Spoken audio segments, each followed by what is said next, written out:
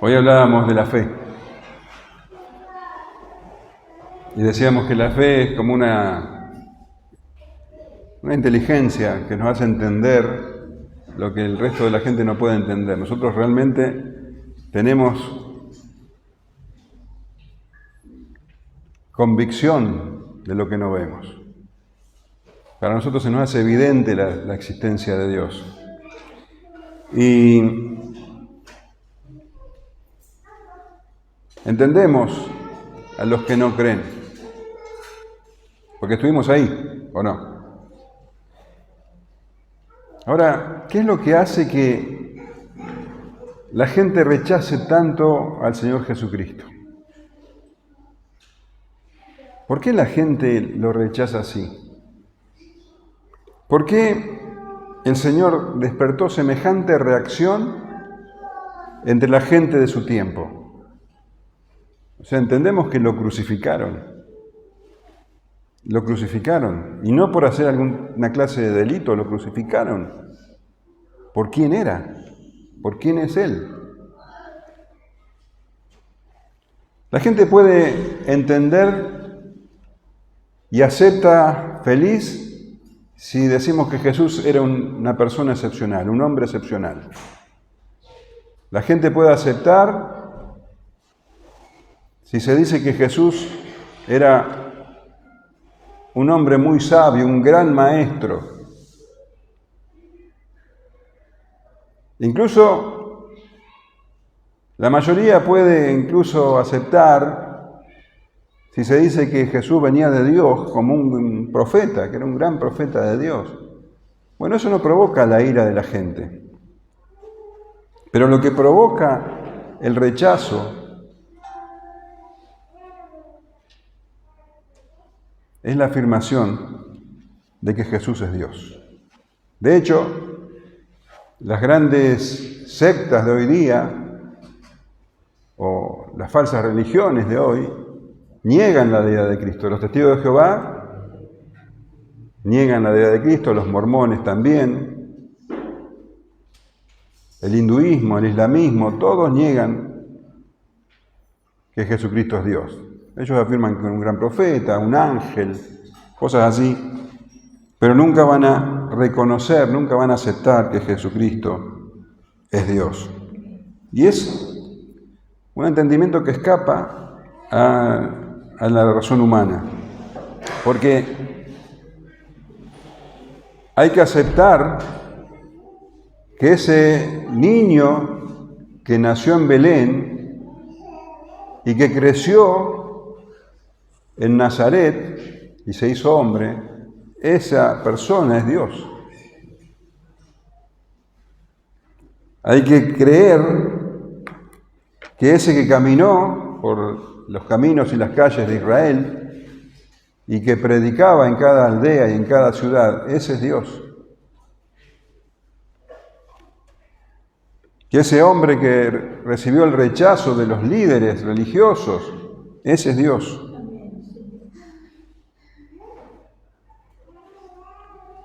Ese que en su tiempo podían ver y podían escuchar, incluso podían tocar, ese hombre es Dios.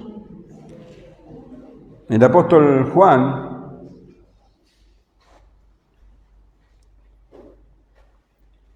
escribió en su primera carta, te voy a leer la Nueva Traducción Viviente: les anunciamos al que existe desde el principio, a quien hemos visto y oído. Lo vimos con nuestros propios ojos y lo tocamos con nuestras propias manos. Él es la palabra de vida. Él, quien es la vida misma, nos fue revelado y nosotros lo vimos. Y ahora testificamos y anunciamos a ustedes que Él es la vida eterna. Estaba con el Padre y luego nos fue revelado. Juan dice que Dios se reveló, que ese que él había podido ver, hablar y tocar, esa es la vida misma, la vida eterna, el que estaba con el Padre. Y claro, las personas de Israel, los que vivían en Nazaret, lo vieron crecer. Ese es Dios. En Marcos 6:3 leemos que dicen: ¿no es este el carpintero, hijo de María, hermano de Jacobo, de José, de Judas y de Simón? ¿No estaban también aquí con nosotros sus hermanas? Y se escandalizaban de él. Otra traducción dice, en lugar de se escandalizaban de él, se sentían profundamente ofendidos y se negaron a creer en él. Ese hombre es Dios. Es Dios creador. También el apóstol Juan escribe en el Evangelio: en el principio era el Verbo, y el Verbo era con Dios, y el Verbo era Dios. Este era en el principio con Dios. Todas las cosas fueron por Él hechas, y sin Él nada de las que ha sido hecho fue hecho. Jesús, ese hombre, es el Dios creador. ¿Podés creer esto? ¿Podés aceptar esto? Jesús es Dios. Y Jesús tiene todos los atributos que solamente Dios puede tener. Dios tiene muchísimos atributos. Hay atributos que son comunicables. Quiere decir que también las personas tenemos en menor medida esa clase de atributos. Amor, misericordia, esos son atributos de Dios que los hombres también tienen. Pero hay atributos que solamente Dios tiene. Y Jesucristo los tenía todos, los tiene todos. Jesucristo tiene el atributo de la eternidad. Mirá lo que dice en Miqueas, capítulo 5, versículo 2. Pero tú, Belén Efrata, pequeña para estar entre las familias de Judá, de ti me saldrá el que será Señor en Israel, y sus salidas desde el principio, desde los días de la eternidad. Está hablando de Jesucristo. Isaías 9:6, porque un niño nos es dado, hijo nos ha nacido, hijo nos es dado, y el principado sobre su hombro, y se llamará su nombre admirable, consejero, Dios fuerte, Padre eterno, príncipe de paz. Está hablando de Jesús.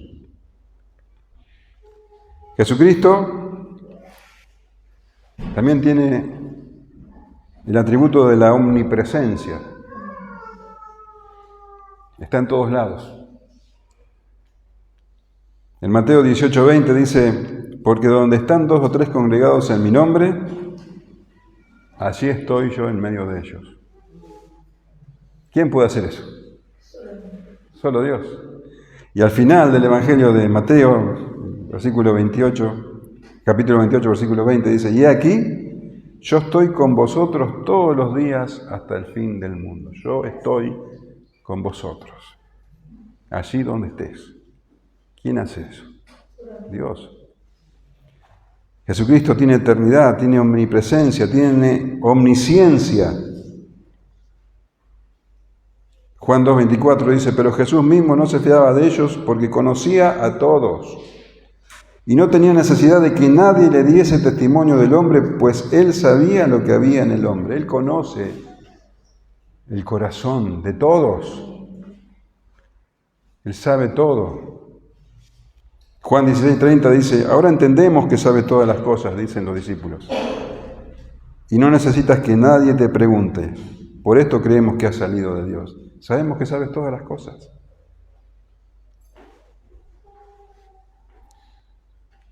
Y en Juan 21:17, ese pasaje tan entrañable, le dice la tercera vez: Simón, hijo de Jonás, ¿me amas? Pedro se entristeció de que le dijese la tercera vez: ¿me amas? Y le respondió: Señor, tú lo sabes todo. Tú sabes que te amo. Tú lo sabes todo. Pedro entendió que Jesús es Dios y que sabe todas las cosas. Jesús es omnipotente. Filipenses 3:21 dice: el cual transformará el cuerpo de la humillación nuestra para que sea semejante al cuerpo de la gloria suya, por el poder con el cual puede también sujetar a sí mismo todas las cosas. Todas las cosas están sujetas a Jesucristo. Él es omnipotente, todopoderoso. Y es inmutable. Hebreos 13:8 dice: Jesucristo es el mismo ayer, hoy, por los siglos. Vos cambiás. Jesucristo no. Jesucristo es inmutable, es Dios. Y tiene soberanía absoluta. Mateo 28, 18 dice, y Jesús se acercó y les habló diciendo, toda potestad me es dada en el cielo y en la tierra. Toda potestad en los cielos y en la tierra tiene el Señor Jesucristo. Total soberanía. Él es Dios soberano. Y suya es la gloria. Juan 17:5 dice, ahora pues, Padre, glorifícame tú al lado tuyo con aquella gloria que tuve contigo antes que el mundo fuese. Él es Dios de gloria. Y así dice 1 Corintios 2:8, la que ninguno de los príncipes de este siglo conoció, porque si la hubieran conocido nunca habrían crucificado al Señor de gloria, Jesucristo. Jesucristo, Señor de gloria, omnipotente, omnipresente, omnisciente, eterno.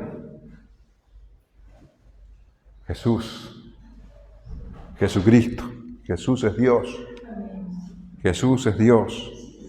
Y esa es la verdad que tanto rechazo produce a los que no creen en Él. Jesús afirmaba ser el Hijo de Dios, lo que implica ser igual a Dios. En Juan 5:17 leemos, y Jesús les respondió, mi Padre hasta ahora trabaja y yo trabajo. Por esto los judíos aún más procuraban matarle, porque no solamente quebrantaba el día de reposo, sino que también decía que Dios era su propio Padre, haciéndose igual a Dios. Los judíos entendían que cuando Jesús decía que era el Hijo de Dios, que es el Hijo de Dios, está diciendo que Él es Dios, que es igual a Dios. Y lo querían matar. Y Jesús tomó el nombre de Dios para sí mismo.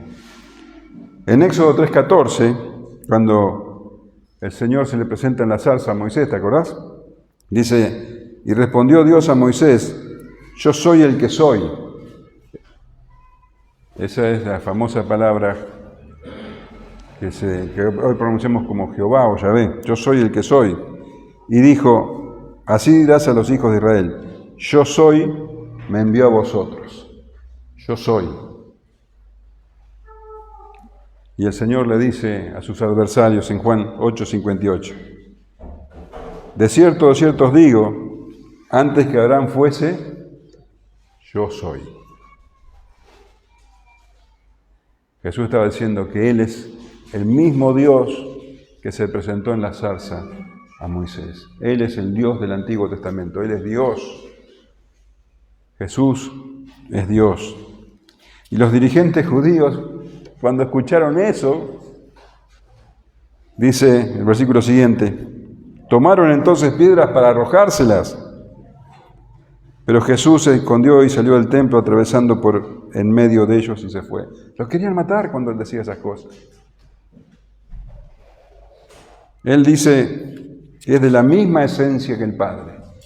En Juan 10:30 él dice, yo y el Padre uno somos. ¿Y qué quisieron hacer los judíos cuando él dijo esto? Lo quisieron apedrear. Entonces los judíos volvieron a tomar piedras para apedrearle. Jesús le respondió, muchas buenas obras os he mostrado de mi Padre, ¿por cuál de ellas me apedreáis? Le respondieron los judíos diciendo, por buena obra no te apedreamos, sino por blasfemia, porque tú siendo hombre te haces Dios. Para ellos, lo que Jesús decía era una blasfemia, porque ellos sabían una gran verdad, que Dios es uno. Y no podía penetrar en sus mentes que un hombre se adjudicara a ser Dios. El Dios que está en los cielos y un hombre dijera ser Dios. Para ellos era blasfemia. Los judíos 2 veces al día repiten la oración al Shema. ¿Sabes cuál es la oración? Deuteronomio 6:4. Oye Israel, Jehová nuestro Dios, Jehová uno es. Esa es la convicción más profunda del judío. Dios es uno.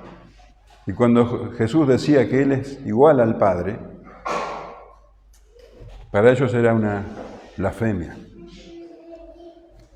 Y por eso lo querían matar, y por eso es tan chocante hoy día un hombre que es Dios. Y vos sabés que estamos estudiando la última semana del Señor en su ministerio terrenal. Y para esta altura los líderes religiosos estaban enfurecidos contra Él. Bueno, sabés que el domingo el Señor Jesús entró a Jerusalén, aclamado por la multitud, porque ellos creían que Él era el Mesías, lo cual es verdad, pero ellos creían que era un Mesías que iba a instalar un reino terrenal, que iba a hacer florecer a Israel, iba a echar a los romanos y que iba a instalar un reino poderoso, próspero, glorioso aquí en la tierra. Por eso lo clamaban, por fin llegó el Mesías. Bendito el Rey que viene en el nombre del Señor, decían. Paz en el cielo y gloria en las alturas. El lunes el Señor entró en el templo, eso ocurrió el domingo. El lunes entra en el templo, también lo hemos visto, y echa fuera a todos los comerciantes, a los campistas, los animales, porque, dice, han convertido el templo en una cueva de ladrones. Y ahora los dirigentes judíos más lo odiaban porque ahora estaba atacando su fuente de ingreso, porque ese comercio que había en el templo llenaba los bolsillos de los sacerdotes. Entonces, el martes y el miércoles vienen con la intención de hacerlo tropezar con sus palabras. Primero, dice que vienen los ancianos, los principales sacerdotes, los fariseos, y le hacen una pregunta frontal. ¿Con qué autoridad haces estas cosas? Y el Señor los deja mal parados. Entonces, planean qué preguntas les podrían hacer para que el Señor pueda caer en sus trampas, que Él pueda contradecirse o decir algo en contra de los judíos o del Imperio Romano para poder acusarlo. Entonces, primero vienen los fariseos con los herodianos, con una pregunta tramposa, hablándole con palabras fingidas. Y le preguntan sobre el tributo. Y el Señor nuevamente los deja mal parados, entonces van los saduceos y le preguntan sobre la resurrección. Y también quedan mal. Y esto lo único que demuestra es que el Señor es pura sabiduría y ellos quedan en ridículo delante de la gente. Y termina ese pasaje en Lucas 20:40 diciendo, y no osaron preguntarle más. Porque cada vez que le hacían una pregunta, quedaban mal parados. Y el Señor podría haber terminado ahí estas conversaciones, pero leemos que ahora el que pregunta es Él. Él hace una pregunta. Y es una pregunta basada en un salmo que todos debían conocer y cuya respuesta es muy importante. Y la respuesta a esta pregunta establece la diferencia entre la vida y la muerte, entre el cielo y el infierno. Así que vamos a leer esta pregunta, que la encontramos en el capítulo 20 de Lucas, versículos 40 al 44. Entonces Él les dijo, ¿cómo dicen que el Cristo es hijo de David? Pues el mismo David dice en el libro de los Salmos, dijo el Señor a mi Señor, siéntate a mi diestra, hasta que ponga a tus enemigos por estrado de tus pies. David pues le llama Señor. ¿Cómo entonces es su hijo? Mira, el Señor hace esta pregunta. Una pregunta incisiva. Ahora, ¿por qué les hace esta pregunta? ¿Por qué el Señor simplemente no los dejó y se fue? Eran gente tramposa, que habían tratado de hacerlo tropezar para poder denunciarlo. ¿Por qué el Señor no los dejó y se fue? Bueno, la respuesta la tenemos en el Evangelio de Marcos. ¿Sabes por qué el Señor no se fue y le formula esta pregunta? Por causa de un hombre, otro escriba, que le hizo otra pregunta al Señor después de esas malas preguntas que le hicieron los otros, pero le hizo una pregunta con otro espíritu, con otra intención. Si querés vamos a Marcos 12:28 y vamos a ver esta pregunta.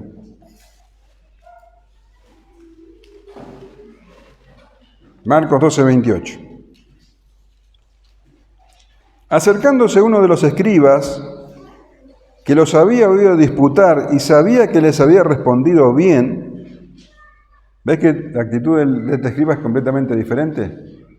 Había oído cómo las preguntas que le habían hecho el Señor, con mala intención, y vieron cómo el Señor les respondió bien. Entonces, dice, le preguntó, ¿cuál es el primer mandamiento de todos? Jesús le respondió, el primer mandamiento de todos es el que dijimos hoy, el Shema. Oye Israel, el Señor nuestro Dios, el Señor uno es. Y amarás al Señor tu Dios con todo tu corazón y con todas tus fuerzas, y con toda tu alma, y con toda tu mente y con todas tus fuerzas. Este es el principal mandamiento. Y el segundo es semejante. Amarás a tu prójimo como a ti mismo. No hay otro mandamiento mayor que estos. Entonces el escriba le dijo, bien, maestro, verdad has dicho que uno es Dios y que no hay otro fuera de él, y el amarle con todo el corazón, con todo el entendimiento, con todo el alma y con todas las fuerzas y amar al prójimo como uno mismo es más que todos los holocaustos y sacrificios. Entonces Jesús, viendo que había respondido sabiamente, le dijo, no estás lejos del reino de Dios. Y ya ninguno osaba preguntar. Entre todas esas personas malvadas que trataban de hacer caer en sus trampas al Señor Jesús, había uno que no estaba lejos del reino de Dios. Y el Señor había venido a buscar y a salvar lo que se había perdido. Y ahí había uno que no estaba lejos. Y valía la pena entonces dar otra oportunidad de mostrar quién verdaderamente es Él, para que puedan escapar, por lo menos ese, de las llamas del infierno.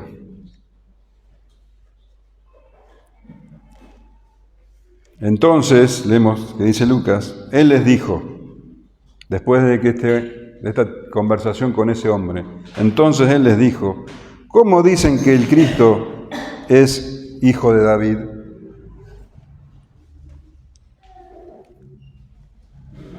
Y Mateo da más detalles sobre cómo el Señor comenzó esta conversación. Mateo 24:41 dice, y estando juntos los fariseos, Jesús les preguntó diciendo, ¿qué pensáis del Cristo? ¿De quién es hijo? Le respondieron de David. Esa pregunta es la pregunta crucial. En esa mañana, o en esos 2 días, no sabemos si fue en un solo día o en 2, se hicieron muchas preguntas. Pero la verdadera pregunta, la más importante, la pregunta que toda persona tiene que contestar es esta. ¿Qué pensáis del Cristo? ¿Qué pensáis del Cristo? ¿Qué pensás vos del Cristo?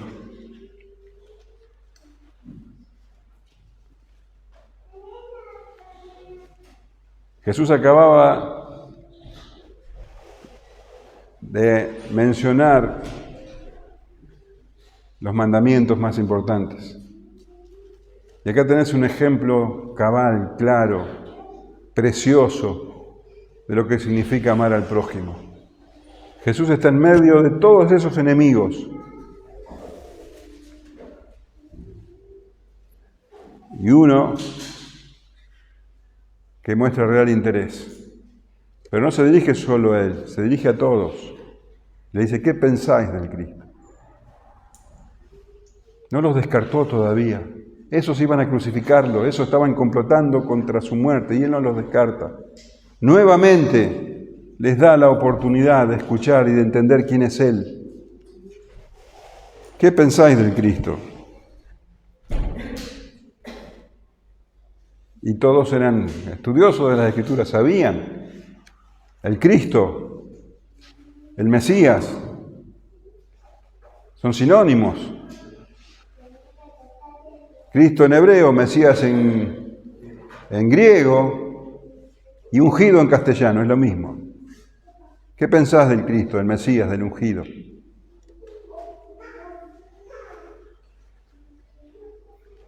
¿De quién es hijo? Lo que quiere decir, ¿de quién desciende? Cuando vos lees es hijo, no quiere decir que sea hijo literalmente, sino que es descendiente. ¿De quién desciende? Y todos sabían, porque eran estudiosos de la Escritura, de David, porque así lo decían las Escrituras en muchas partes. Te voy a leer 2 Samuel 7:12. Y cuando tus días sean cumplidos y duermas con tus padres, le dice Dios a David, yo levantaré después de ti a uno de tu linaje, el cual procederá de tus entrañas y afirmaré su reino. Él edificará casa a mi nombre y yo afirmaré para siempre el trono de su reino. Está hablando de un trono eterno. Está hablando de Salomón, el siguiente rey, hijo de él, pero está hablando del ungido, que va a establecer el trono eterno. Salmo 89:3. Hice pacto con mi escogido, juré a David mi siervo, diciendo, para siempre confirmaré tu descendencia y edificaré tu trono por todas las generaciones. Una vez he jurado por mi santidad y no mentiré a David. Su descendencia será para siempre y su trono como el sol delante de mí. Como la luna será firme para siempre y como un testigo fiel en el cielo. Ese era el Mesías que esperaban, el Cristo. Alguien que estableciera un reino para siempre. Y esa era la respuesta. El Mesías, el Cristo, debía de venir de la familia de David. David iba a tener muchos descendientes, pero solo uno de ellos era el ungido, el Mesías. Hijo de David era un título mesiánico. Se le decía hijo de David, no a todos los descendientes de David, sino al Mesías. Estaban esperando al hijo de David, ese que había sido prometido por Dios. El Mesías, el Cristo, entonces debía descender de David. Y la verdad, es un hecho que Jesucristo desciende de David. Cuando leemos el Evangelio de Mateo y el Evangelio de Lucas, leemos que, ya sea por la rama de José, el padre adoptivo, o por la rama de María, él es descendiente de David. Y esto era un hecho comprobable en esos tiempos, porque en el templo estaban los libros de las genealogías. Entonces eso no se podía discutir. Jesús era hijo de David. Pero también era un hecho que muchas personas habían reconocido que Jesús era el hijo de David. Lo leemos muchas veces. En Mateo 12:23, después que el Señor hizo un milagro, dice, y toda la gente estaba atónita y decía, ¿será este aquel hijo de David? La gente empezaba a hablar. La mujer cananea, cuando vino a pedir misericordia por su hija, le dice: Señor, Hijo de David, ten misericordia de mí. ¿Te acordás de Bartimeo? El ciego que él sanó también, a los gritos. Decía: Jesús, Hijo de David, ten misericordia de mí. La gente reconocía a Jesús como el Mesías, como el Cristo. Y cuando entró en Jerusalén, cuando la gente lo aclamaba, lo llamaba así, Mateo 21:9. Y la gente que iba adelante y la que iba detrás aclamaba diciendo: Hosana al Hijo de David, bendito el que viene en el nombre del Señor, Hosana en las alturas. Y el Señor nunca negó, nunca le dijo a la gente: no me llamen así. De hecho, cuando entró en Jerusalén y todo el mundo le decía: el Hijo de David, el bendito del Señor, los fariseos se enojaron, le dijeron a él que haga callar a la gente. Y el Señor le dice en Lucas 19:39: os digo que si estos callaran, las piedras clamarían. Él confirma lo que la multitud decía. Al día siguiente, cuando purifica el templo, leemos en Mateo 21:15: pero los principales sacerdotes y los escribas, viendo las maravillas que hacía y a los muchachos aclamando en el templo diciendo: Hosana al Hijo de David, se indignaron, estaban furiosos, porque lo reconocían como el Mesías, el Cristo, el Hijo de David, el ungido. Ahora, Jesús les hace esa pregunta. Pero les hace ver que el Cristo era mucho más que un descendiente de David. Les hace ver que inclusive era mucho más que David, infinitamente superior a David. Porque leemos en el versículo 42, pues el mismo David dice en el libro de los Salmos: dijo el Señor a mi Señor, siéntate a mi diestra hasta que ponga a tus enemigos por estrado de tus pies. El Señor cita este salmo que todos consideraban como un salmo mesiánico, el Salmo 110. De hecho, este salmo es el pasaje del Antiguo Testamento más citado en el Nuevo Testamento. Este es un salmo mesiánico por excelencia, y así lo reconocían todos los estudiosos. Pero nunca habían leído lo que dice, nunca lo habían entendido. El Salmo 110:1, mirá cómo lo dice: Jehová dijo a mi Señor, siéntate a mi diestra hasta que ponga a tus enemigos por estrado de tus pies. Jehová, está hablando del ungido, Jehová dijo a mi Señor, el ungido, mi Señor. David llama al ungido mi Señor, un descendiente de él a quien llama mi Señor. Y cuando dice mi Señor, la palabra hebrea es Adonai. Jehová dijo a mi Adonai. Adonai es Señor. En el Antiguo Testamento muchas veces figura la frase Jehová Adonai, mi Señor Jehová. David está reconociendo al ungido como su Señor. Y esto es algo que ningún judío haría. Ningún judío le diría a su hijo Señor, y menos un rey, a ninguno de sus descendientes. Y en Mateo, todavía leemos que Jesús dice que lo dijo en el Espíritu, lo dijo guiado por el Espíritu Santo. Le dijo Jehová a Adonai. ¿Qué le dijo? Siéntate a mi diestra. El Dios Todopoderoso, sentado en el trono, le dice a Adonai, al ungido, siéntate a mi diestra, a la diestra del trono. Este es un honor que no es para ningún hombre.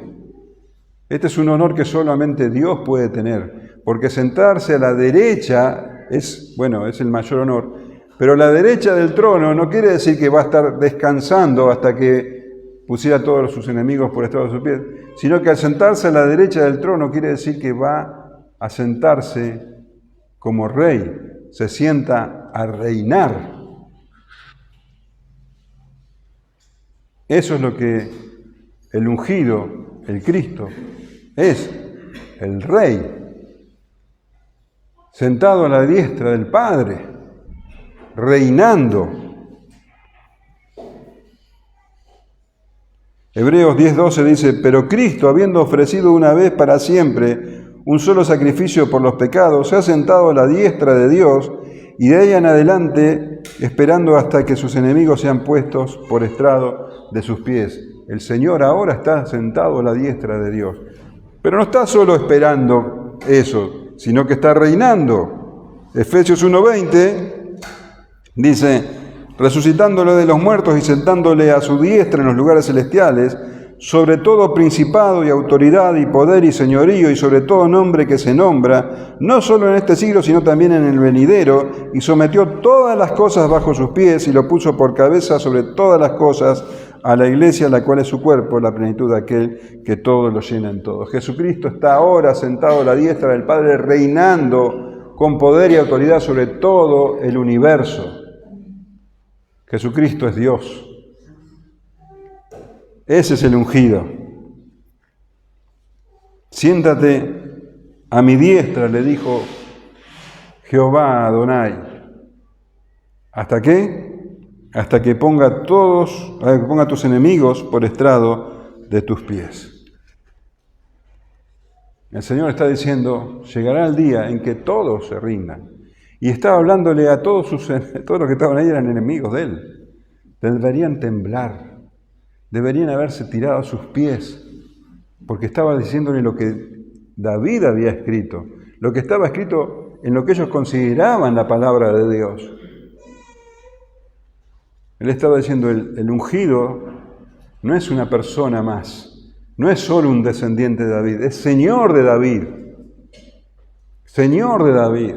Es Dios, sentado a la diestra del trono de Dios, reinando hasta que todos sus enemigos, inclusive todos los que estaban ahí, que estaban planeando cómo lo podían matar, sean puestos como estrado de sus pies. La imagen es muy fuerte. Esa imagen remite al libro de Josué. Josué había vencido, y fíjate lo que dice Josué 27. Sacaron de la cueva a aquellos 5 reyes, el rey de Jerusalén, el rey de Hebrón, el rey de Jarmut, el rey de Laquis y el rey de Eglón. Y cuando los hubieron llevado a llamó Josué a todos los varones de Israel y dijo a los principales de la gente de guerra que habían venido con él, acercaos y poned vuestros pies sobre los cuellos de estos reyes. Y ellos se acercaron y pusieron sus pies sobre los cuellos de ellos. Esa imagen de completa derrota y de absoluta victoria sobre los enemigos es la que Jesús está hablando, la que el Salmo habla, que todos sus enemigos, todos los que se oponen a Cristo, van a ser humillados, y no un rato, eternamente. Todos sus enemigos van a ser puestos por estrado de sus pies. Estas personas que estaban completando con él, y de hecho, estas personas que 2 días después iban a crucificarlo, deberían temblar, porque iba a llegar el día en que hasta ellos reconocerían que Jesucristo es el Señor. Filipenses 2:6 dice, el cual siendo en forma de Dios no estimó el ser igual a Dios como cosa que aferrarse, sino que se despojó a sí mismo tomando forma de siervo hecho semejante a los hombres. Y estando en la condición de hombre se humilló a sí mismo, haciéndose obediente hasta la muerte y muerte de cruz. Eso iba a pasar. Iba a pasar 2 días después.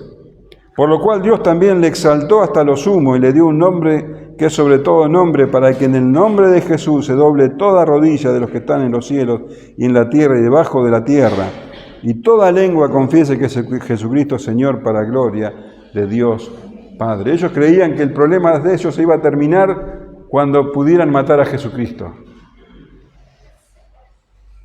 Se estaban engañando a sí mismos. Jesucristo es Dios. Jesucristo es Dios. Y lo que ellos creían que era la solución de sus problemas, en realidad era la salvación del mundo. Porque Jesucristo iba a lograr, por medio de su sacrificio, la salvación de todos aquellos que creerían en Él, hasta su vuelta. David, pues, le llama Señor.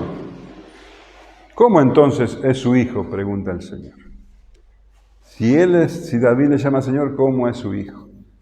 Los judíos estaban perplejos, no tenían respuesta. Pero lo que el Señor le estaba demostrando por medio de las Escrituras, que el ungido, el hijo de David, era como hombre descendiente de David. Era descendiente de David en la carne. Jesús es hombre. Y como hombre sufrió, como hombre lloró, como hombre tuvo hambre, pero es hombre y también es Dios. Es descendiente de David, pero a la vez es mucho mayor que David, infinitamente superior a David. Incluso en Apocalipsis se lo llama la raíz y el linaje de David. Son las dos cosas. Jesús es las dos cosas. Por la carne es linaje de David, pero es muy anterior a David. Jesús no tiene principio. Jesús es Dios. Es la raíz de David.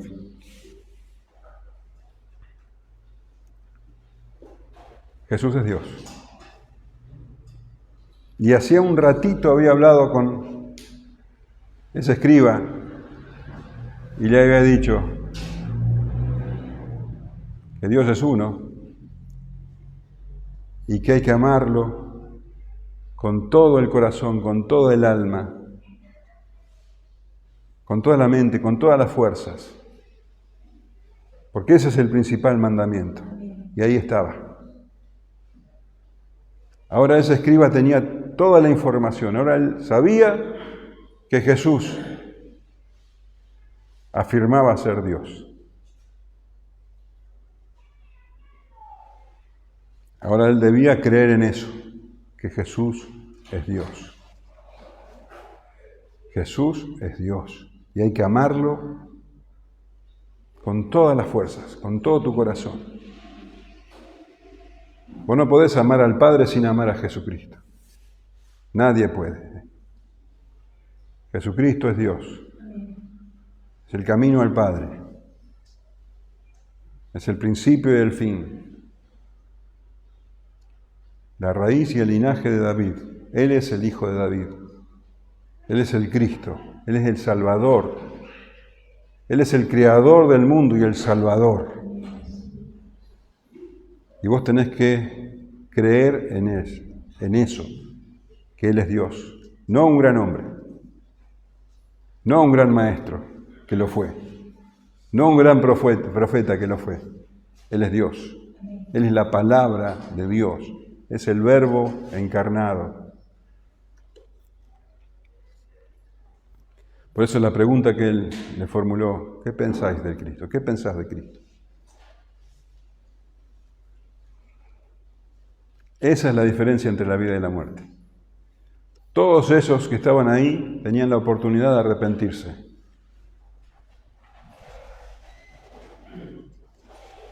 Pero tenés que saber que un día, tarde o temprano, vas a reconocer que Jesucristo es Dios. Que Jesucristo es el Dios de gloria, el omnipresente, el omnipotente, el todopoderoso, el soberano. Él está al control de todo. Está sentado a la diestra de Dios Padre, reinando con todo poder y autoridad. ¿Crees eso? ¿Crees eso? Amén.